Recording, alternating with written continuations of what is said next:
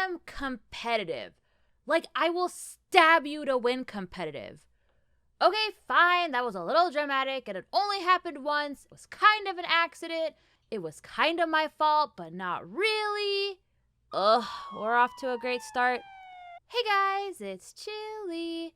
I love games. League of Legends, Pokemon, Smash, Persona, and most recently Animal Crossing. But not just video games, mini golf, escape rooms, board games, card games.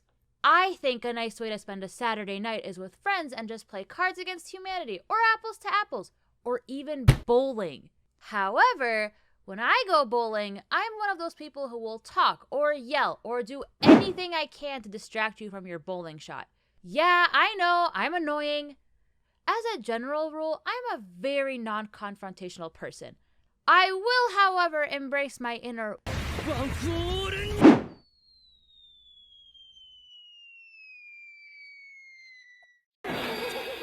to beat you at a game of trivia.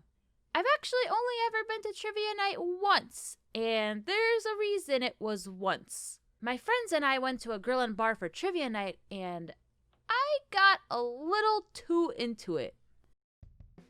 Okay, folks, here's the next question. What is Barbie's full real name? Barbara Millicent Roberts!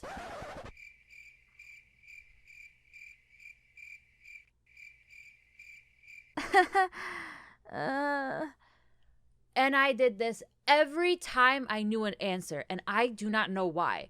Being loud equals winning is what my brain thinks, I guess. Yeah, my friends never invited me to trivia night after that. Sorry, friends.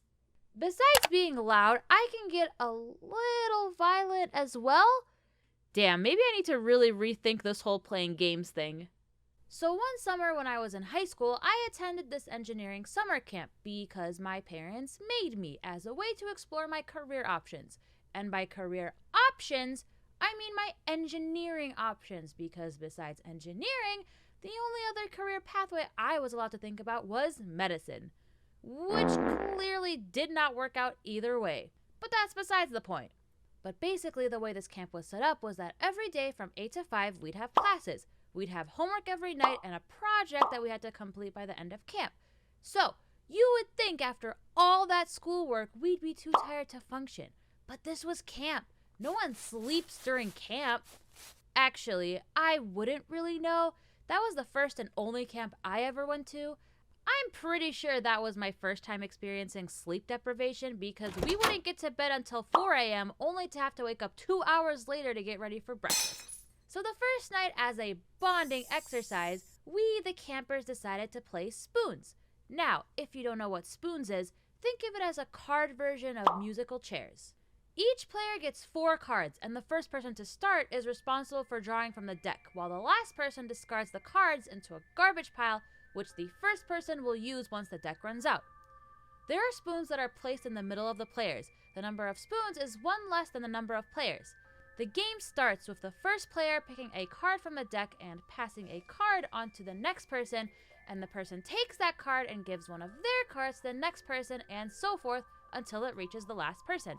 You're only allowed to have 4 cards in your hand at one time, and the goal is to get 4 of a kind.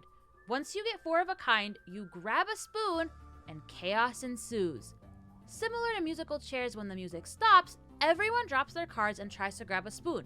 Whoever doesn't grab one is out. Then you adjust the number of spoons and play again until one person is left standing. So, we wanted to play, but we didn't have access to any metal spoons, so we had to find an alternative. Why, we were in engineering camp where the brightest minds come together. So of course we came up with a brilliant engineering solution to our small dilemma. Plastic spoons. Which we kind of broke the rules to get. So the camp was on a college campus and we would take the classes in the engineering hall, but we'd sleep and study in one of the dormitories which didn't have a kitchen or anything where we could find spoons. And we were not allowed out of the dormitories after curfew, but have no fear, 2 of our bravest campers sacrificed themselves for the greater good and snuck out. They managed to snag some plastic spoons from the dining hall and returned to us safely. We were now ready to play a game of spoons. So here's the thing. Depending on the players, this can turn into a violent, fast-paced game. There was a lot of shoving, pushing, screaming, body diving from one side of the table to the other just to grab a spoon. And you would think because this was our first night together, we'd be chill, but no. Competitiveness ran through our veins. We all sought that glorious victory. And I was no exception. You gotta do what you gotta do to win.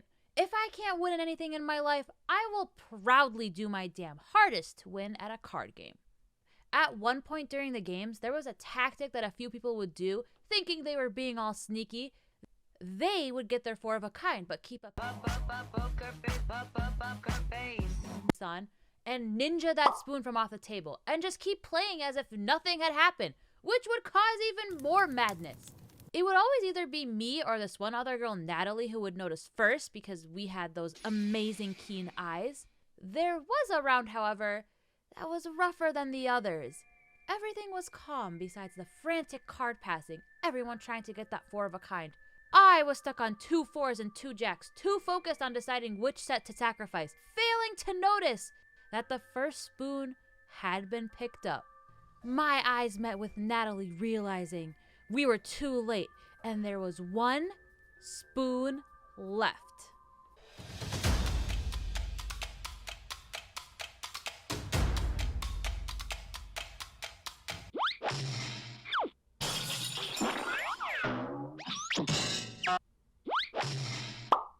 I got it! Oh my god, I'm bleeding! So, none of us were probably fit to be engineers because we did not think that brilliant solution through. Who knew that plastic spoons were not that durable in a death match? In the middle of our epic showdown, the spoon broke and I accidentally stabbed Natalie with it. Was it really an accident? Yes it was. Did I feel guilty about it? I did end up winning that game though, and that's all that really matters. And if you think that incident stopped us from playing, you'd be wrong. If anything, Natalie was more determined to kick my ass. She bandaged up her battle wound and we kept going. And she made sure she got her revenge. Because I also got stabbed at one point. But the pain was minuscule and I could not feel a thing over the feeling of the victories I snagged that night.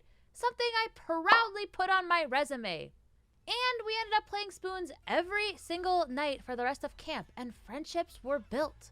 Moral of the story is, please don't be like me and stab people to win, but also, does anyone want to play spoons?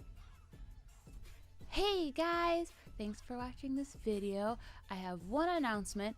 If you didn't know yet, I started this channel with my friends called Recreo. You guys should check it out. I think we're funny. Also, I want to give a huge shout out to Paolo, who did the storyboards for this video. I think he did amazing. So, yeah. Anyways, hope you guys are still sane during lockdown. Wear a mask, wash your hands, and I'll see you guys next time. Bye!